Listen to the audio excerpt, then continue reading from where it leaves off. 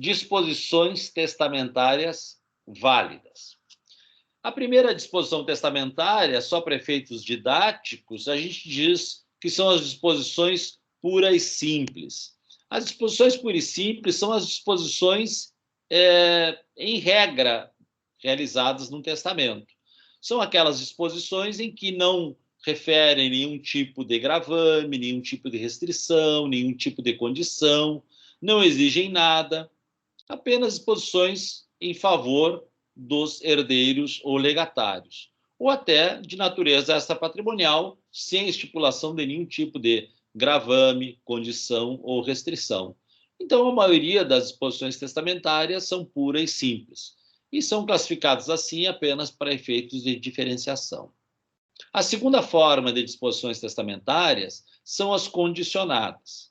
E as regras das disposições testamentárias condicionadas é a mesma regra que se utiliza nas condições estipuladas nas obrigações.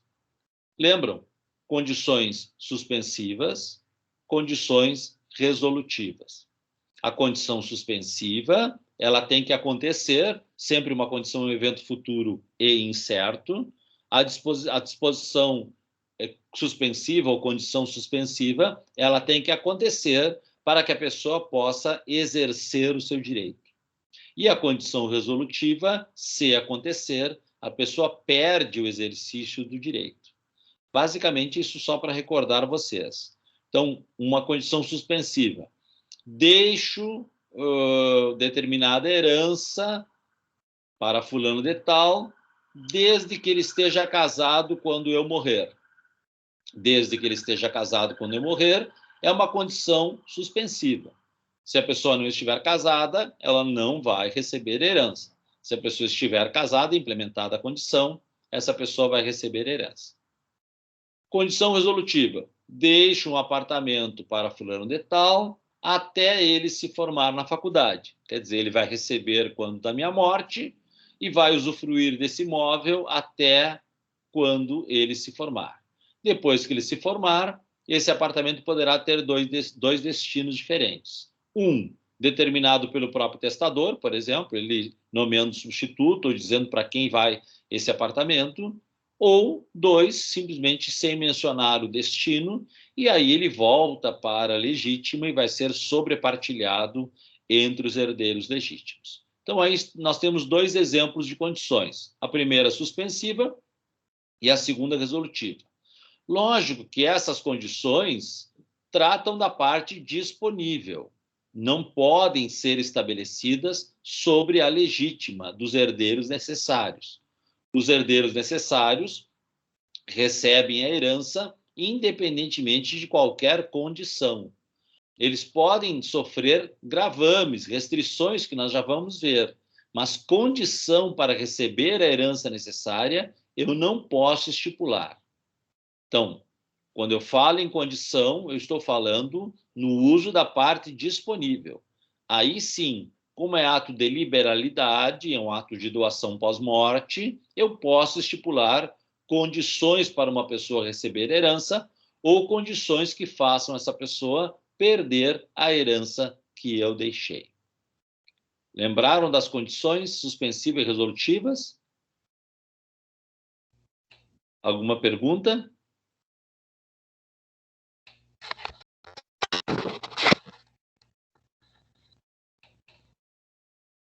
Muito bem. Nós temos também as disposições excludentes.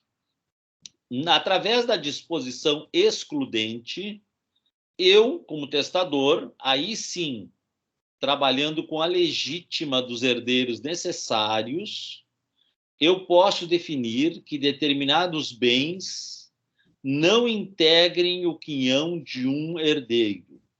Eu posso dizer que eu não quero que determinado herdeiro receba em seu quinhão legítimo de herdeiro necessário, determinado bem. Então, eu posso dispor em testamento dizendo assim, vamos supor que eu tenha 3 filhos, A, B e C, e eu coloco em testamento dizendo, não quero que o herdeiro A receba cotas da empresa. Pronto. É uma cláusula excludente que atinge a herança legítima dos herdeiros necessários. eu simplesmente digo que o A não vai receber cotas da empresa no seu quinhão. Então, vamos supor que eu tenho um patrimônio avaliado em 3 milhões, tenha 3 filhos, portanto, cada filho vai receber R$ 1 milhão em bens. Certo? Eu não quero que o filho A receba no seu R$ 1 milhão ou as cotas da minha empresa. Então, ele vai receber outros bens que compõem o meu acervo hereditário para completar aquele 1 milhão que ele tem direito. Ele não terá a sua cota reduzida. Não se trata de redução de cotas, trata da forma como eu vou pagar o quinhão hereditário. Diga, Rogério. Boa noite, professor. E é possível estabelecer essa cláusula excluindo todos os outros herdeiros menos um? Direcionando... Para entender melhor. Por exemplo, no seu exemplo aí, eu não quero que o A receba, e aí o B e o C vão ficar com aquele bem. Mas se eu disser, eu não quero que nem A nem B recebam, isso é possível fazer para só o C receber? Sim, sim. É lógico, Rogério, que para fazer isso eu preciso ter bens suficientes para pagar as cotas de A e B integralmente. Sim, sim. Mas não havendo essa impossibilidade de divisão equânime, é possível direcionar para qual herdeiro não vão ficar os bens? Sim, lógico, perfeitamente. Então, eu não quero que A e B recebam as cotas da minha empresa. Então, aquele quinhão de A que tem que ser pago no valor de 1 milhão, será pago com bens imóveis, dinheiro, terrenos. Aquele quinhão de B, que também é avaliado em 1 milhão, também será pago com outros bens. E as cotas vão ficar, então, para o C, por exemplo. Certo? Tá certo. Perfeitamente possível. Obrigado. Eu posso excluir. Mas eu preciso ter bens suficientes para pagar o quinhão de cada um. Porque, lógico, eu não posso, através de testamento, reduzir a herança dos necessários.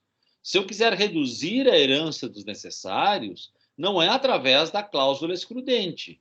Basta eu dispor da parte disponível para quem eu quiser. Lembra? Aí eu posso fazer tranquilamente, porque como eu tenho 50% disponíveis, eu tenho 3 filhos. Nada impede que eu deixe os meus 50% disponíveis para um dos filhos. Certo? Deixo 50% dos meus bens, toda a minha parte disponível para o filho C. A cláusula testamentária é legal, legítima, nenhum problema, não preciso justificar, não preciso dizer por que eu quero fazer isso. Eu tenho 50% disponíveis e posso deixar tudo para C. Bom, aí C vai receber os 50% testamentários e mais 1/3 dos outros 50%. Portanto, mais 16,66%. Então, o C vai ficar com 66,66% do total dos meus bens. Bom, aí sim, aí eu reduzi a herança de A e de B para 16,66% do meu patrimônio. Tudo bem, isso é perfeitamente possível fazer, né? Agora, a cláusula excludente não tem essa finalidade.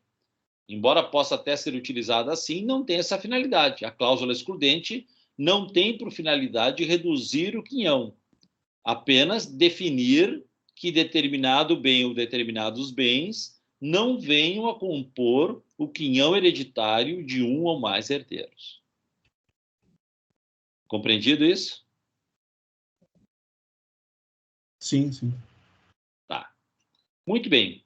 A disposição revogatória é aquela disposição que nós já mencionamos várias vezes, né? É a cláusula em que eu estou revogando a herança. Desculpe que está tocando aqui no notebook. É a cláusula que eu estou revogando a herança, melhor, que eu estou revogando o testamento feito anteriormente. A cláusula revogatória é uma cláusula em que eu estou revogando testamento feito anteriormente. Certo? Então, eu faço um testamento, depois faço outro, e no segundo eu coloco uma cláusula revogatória dizendo: revogo todas as disposições de última vontade feitas anteriormente. Revogo todos os testamentos feitos anteriormente. Essa cláusula revogatória integral, ela garante que aquele último documento realizado vai ser o único a ser executado. Então, nada de anormal, é simplesmente uma cláusula revogando as disposições anteriores. E eu disse na aula passada, repito agora, sempre se recomenda uma cláusula revogatória ao final do testamento. Sempre se recomenda que você reúna em um só documento todas as suas disposições de última vontade. Ao invés de ter 2, 3 testamentos, todos válidos e eficazes, o que é possível, sem dúvida que é possível, mas isso vai dar um trabalho enorme, pode causar uma certa confusão de interpretação, uma certa confusão no cálculo das disposições testamentárias. Então, sempre se recomenda que, quando você for fazer um testamento, que você reúna naquele último tudo que você disse nos anteriores, e reúna, portanto, em um só documento, e coloque ao final a cláusula revogatória, revogando todos os anteriores. E aí está resolvido o problema. Outra cláusula é a cláusula de partilha. A cláusula de partilha é o inverso da cláusula excludente. Através da cláusula excludente, eu digo que A não vai ficar com as cotas da empresa. Esse foi o exemplo que nós usamos. Na cláusula de partilha é o inverso. Eu digo que as cotas da empresa ficarão com A, ou ficarão com A e B, como no exemplo do Rogério, certo? Então, na cláusula de partilha, eu estou inserindo os bens, estou escolhendo os bens que vão compor o quinhão hereditário daquele herdeiro, de um ou mais herdeiros, certo? Então, na cláusula excludente, eu digo, eu não quero que o herdeiro A receba tal bem. Na cláusula de partilha, eu digo, eu quero que o herdeiro A receba tal bem, certo? Lógico, eu também posso fazer essa cláusula de partilha na totalidade do meu patrimônio, dividir todo o meu patrimônio. Mas aí eu tenho que tomar cuidado para dividir corretamente, porque também não é uma cláusula que vem aumentar o quinhão de cada um. Não é essa a finalidade. A finalidade é apenas definir quais os bens que vão ser pagos no quinhão daquele herdeiro. Também posso mesclar uma cláusula de partilha com o uso da parte disponível. Vamos supor que eu tenha 3 apartamentos e 3 filhos.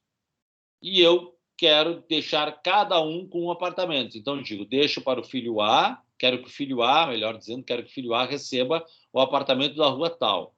Quero que o filho B receba o apartamento da rua tal. E quero que o filho C receba o apartamento da rua tal. Então, eu defino qual apartamento vai ficar para cada um. E coloco, se houver diferença nas avaliações, que seja utilizada a parte disponível para cobrir essas diferenças. Aí vejam, vamos supor que os apartamentos eu achava que cada um valia 500 mil. E um deles vale 600, outro vale 400, outro vale 700, enfim, há uma diferença de valores. Eu posso, utilizando os meus 50% disponíveis, estabelecer que cada um fique com o apartamento sempre, né, mesmo com essas diferenças, porque no uso dos 50% disponíveis eu acabo pagando essas diferenças entre um e outro. Compreendido isso? Então, a cláusula excludente, eu digo que o herdeiro não vai receber determinado bem no seu quinhão, e na cláusula de partilha, eu digo que determinado herdeiro vai receber no seu quinhão aquele bem escolhido por mim. Dúvidas?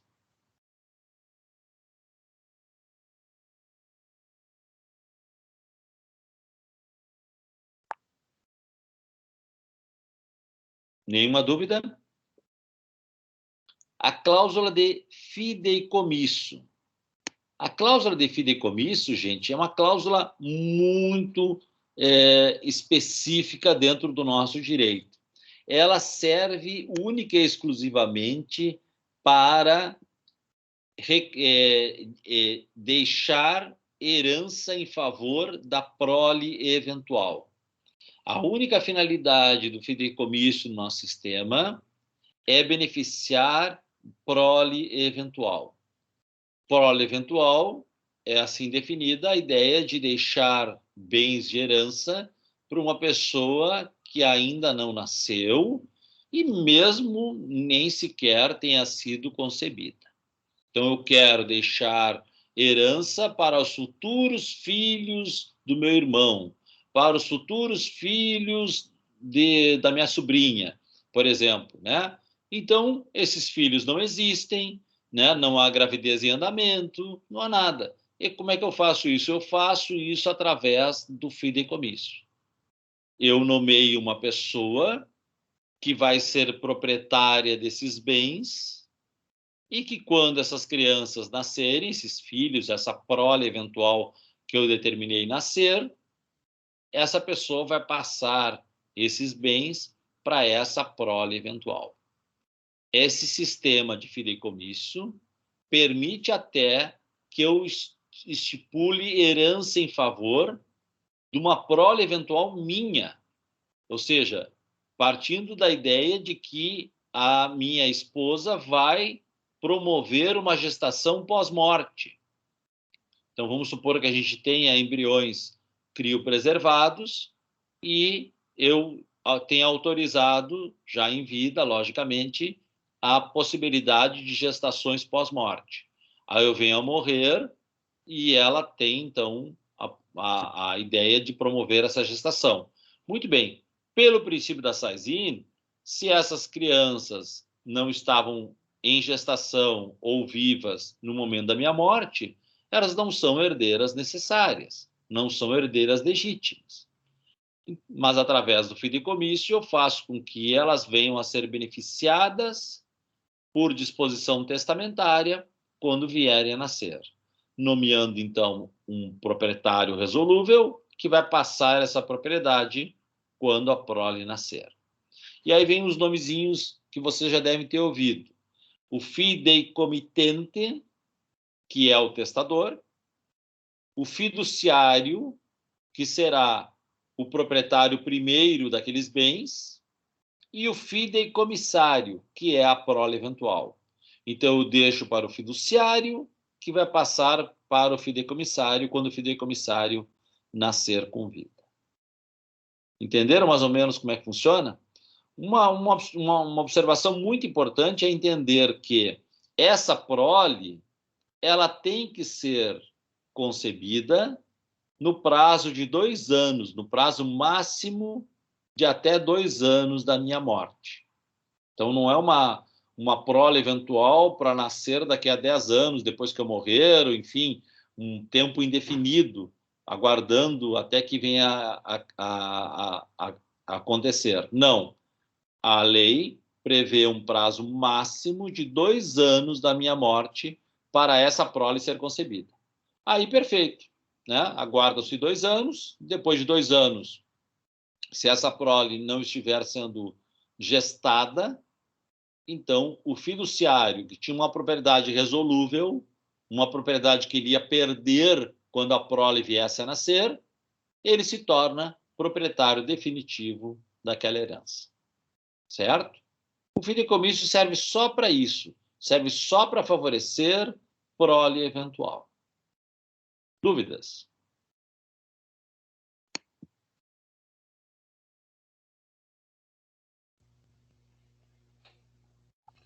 Inclusive, filhos fora do casamento?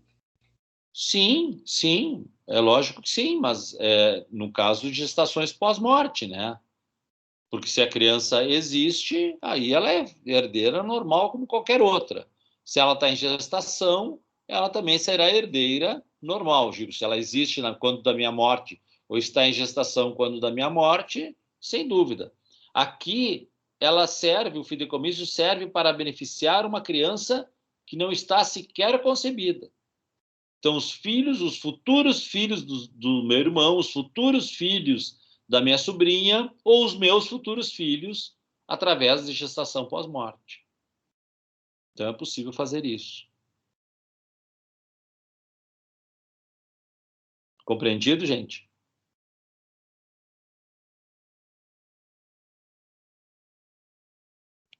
Dúvidas?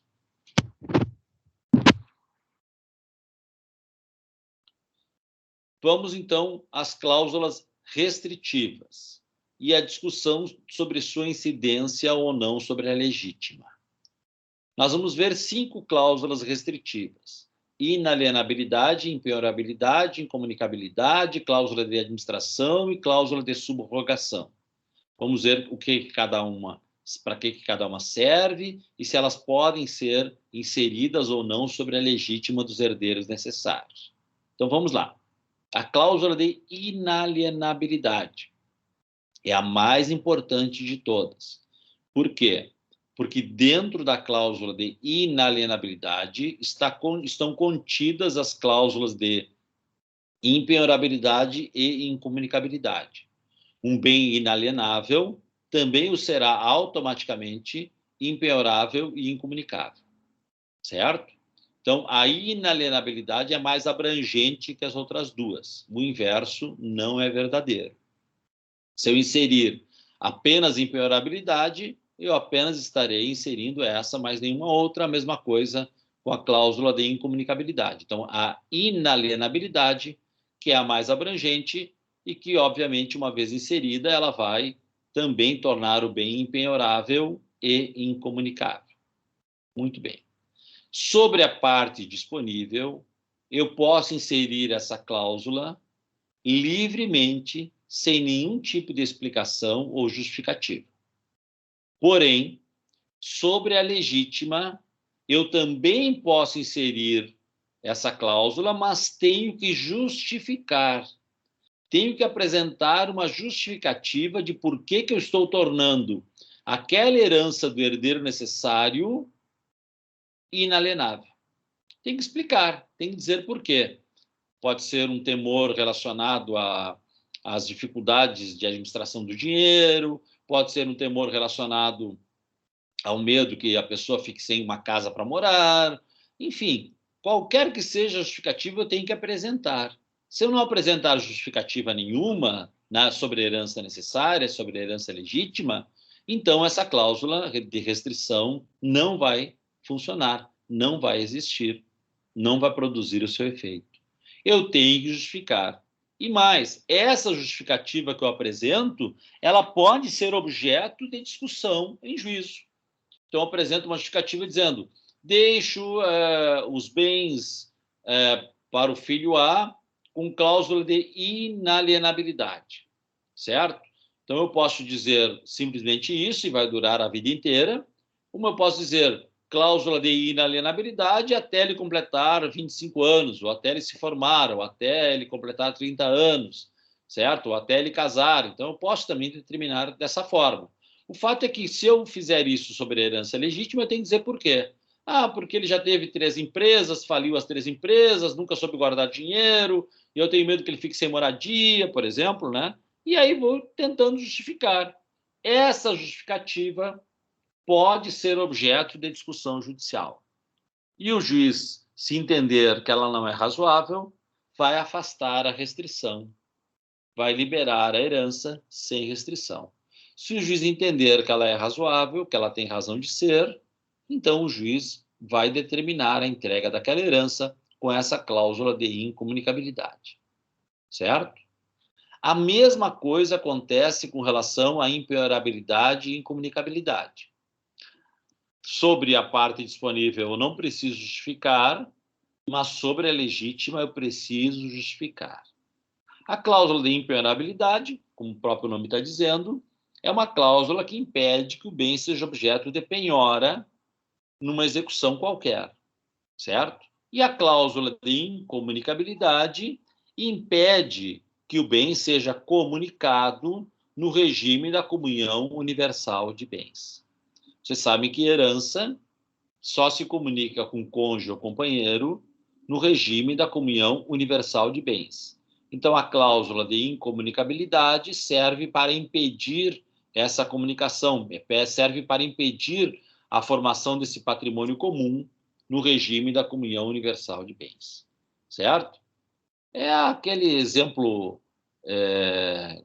quase que satírico, né, do genro vagabundo que não trabalha, então o pai vai deixar a herança para a filha e não quer que o genro se aproprie dela, certo? num casamento de comunhão universal. Então, insere a cláusula de incomunicabilidade, para que o bem não forme patrimônio comum.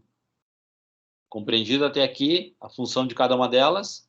Essas três, então, precisam de justificativa para serem inseridas sobre a legítima e não precisam de justificativa para serem inseridas sobre a parte disponível. Mas elas têm exceções.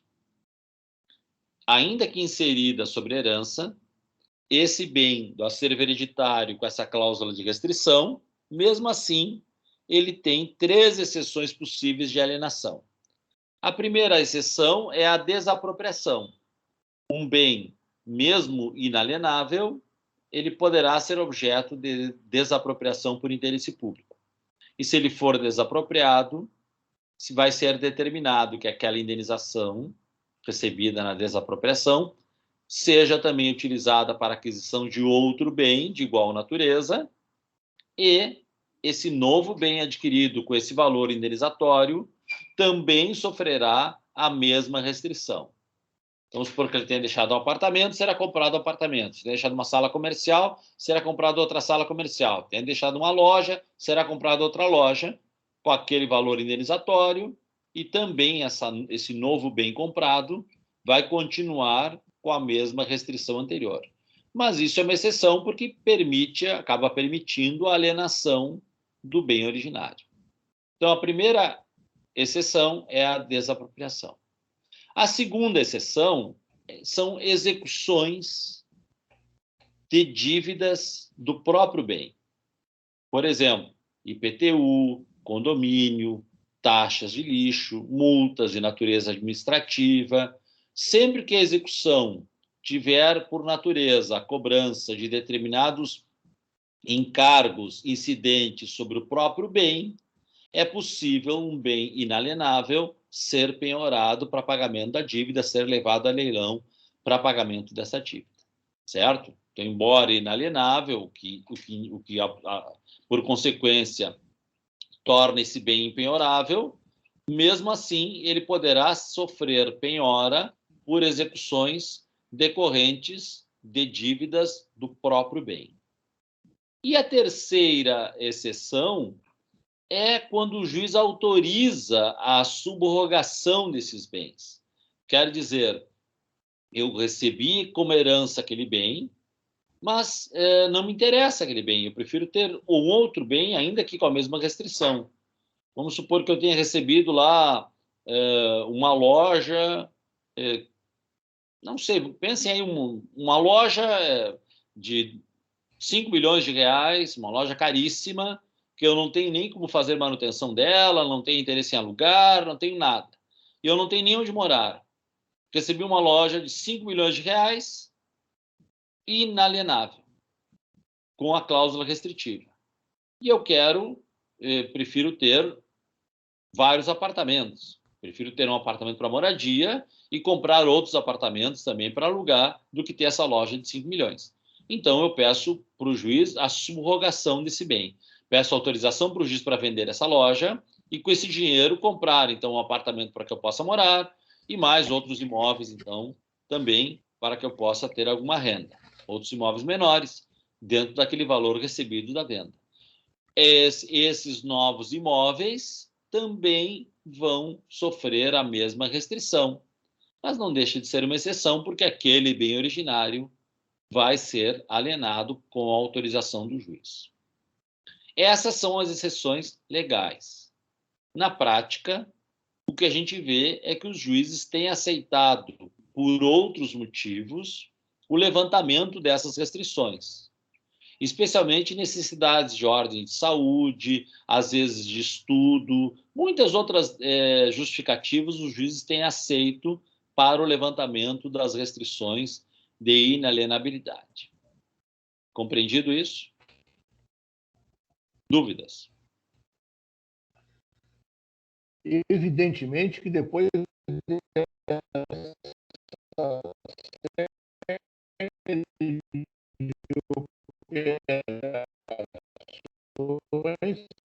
Raul, eu não estou escutando direito, Raul.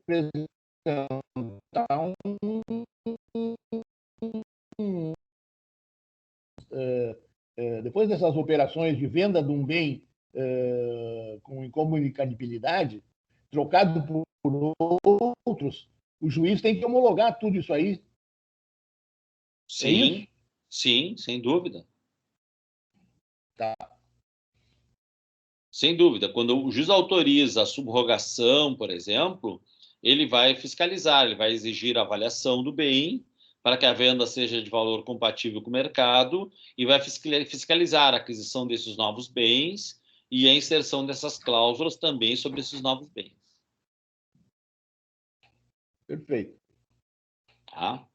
Muito bem. Então, nós temos inalienabilidade, que contém impenhorabilidade e comunicabilidade também. Essas cláusulas, elas podem ser inseridas livremente sobre a parte disponível, mas sobre a parte legítima, elas precisam de uma justificativa que pode ser, pode ser, inclusive, discutida em juízo posteriormente, certo?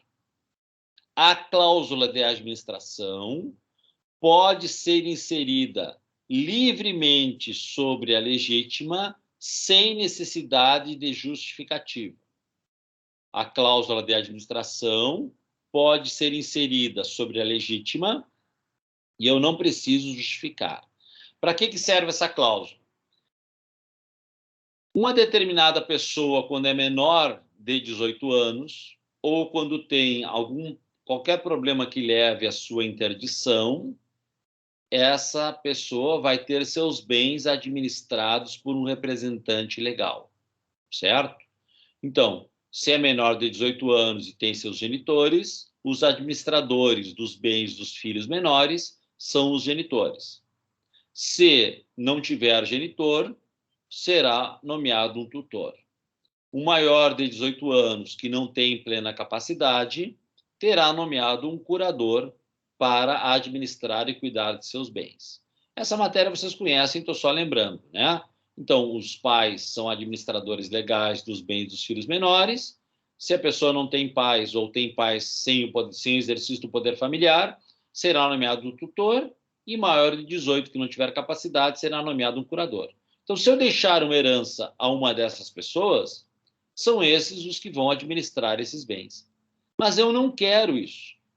Eu não quero que o tutor cuide daquela herança. Eu não quero que o curador cuide daquela herança. Eu não quero que os pais daquela pessoa, para quem eu vou deixar herança, fiquem administrando esses bens. Então, através da cláusula de administração, eu nomeio uma pessoa para cuidar desses bens enquanto a pessoa for incapaz, enquanto o herdeiro ou legatário for incapaz. Então, eu posso nomear o administrador e, quando eu fizer isso, eu afasto a administração determinada em lei. Afasto o administrador legal e o administrador será aquela pessoa que eu tiver nomeado, certo? Então, vamos supor que eu tenha filhos menores e, se eu morrer, quem vai cuidar dos bens desses filhos menores será a minha ex-esposa. E eu não quero que minha ex-esposa cuide desses bens. Então, eu nomeio um administrador para cuidar da herança que eu vou deixar aos meus filhos. Por exemplo, essa é uma hipótese em que eu posso nomear o administrador e não preciso explicar por quê, não preciso dizer nenhuma justificativa e eu não preciso me preocupar com se a parte é disponível ou não, porque isso pode ser inserido sobre a legítima legalmente. Compreendida a finalidade da cláusula de administração? Nomear um administrador quando eu deixo uma herança a uma pessoa incapaz. E, por fim, a cláusula de subrogação. A cláusula de subrogação não é permitida em nenhuma hipótese sobre a legítima. Eu não posso inserir a cláusula de subrogação sobre a legítima, somente sobre a parte disponível. Certo? Muito bem. Sobre a parte disponível, qual função ela terá? A cláusula de subrogação vai fazer com que esse bem, essa herança que eu deixei, seja transformada em outros bens antes de serem entregues aos herdeiros testamentários ou legatários. Então, eu não quero deixar aquele bem que eu tenho. Eu quero deixar um outro bem aos herdeiros testamentários ou legatários. Então, eu determino que aquele bem que eu tenho seja vendido ou trocado por aquele que eu quero deixar. Por exemplo, eu tenho um apartamento, não quero entregar o apartamento para aquele herdeiro, quero deixar a herança dele em dinheiro. Então, eu determino em testamento que aquele apartamento seja vendido e o valor da venda seja entregue para o herdeiro tal. Certo? Isso é subrogação. Ou, um exemplo inverso, eu tenho dinheiro no banco e não quero entregar dinheiro para aquele legatário. Então, eu determino que com o saldo que eu tiver na poupança do banco tal, barará, barará, seja comprado um apartamento e seja entregue para o herdeiro tal. Ou, um outro exemplo, eu tenho um carro e eu determino que quero deixar para fulano de tal um carro 0 quilômetro. Para isso, eu determino que seja entregue o meu carro no negócio e mais a diferença em dinheiro e seja tirado um carro 0 e entregue para o legatário tal. Então, a subrogação é uma determinação testamentária de substituição dos bens que estão no patrimônio do falecido antes de serem entregues ao herdeiro ou legatário determinado. Eu peço que aquele valor que eu tenho seja comprado alguma coisa, ou aquele bem que eu tenho seja vendido, entregue em dinheiro, ou aquele bem seja trocado por outro bem. Isso é cláusula de subrogação. Isso eu não posso fazer com a legítima, mas posso fazer com a herança disponível sem nenhum tipo de justificativa. Dúvidas?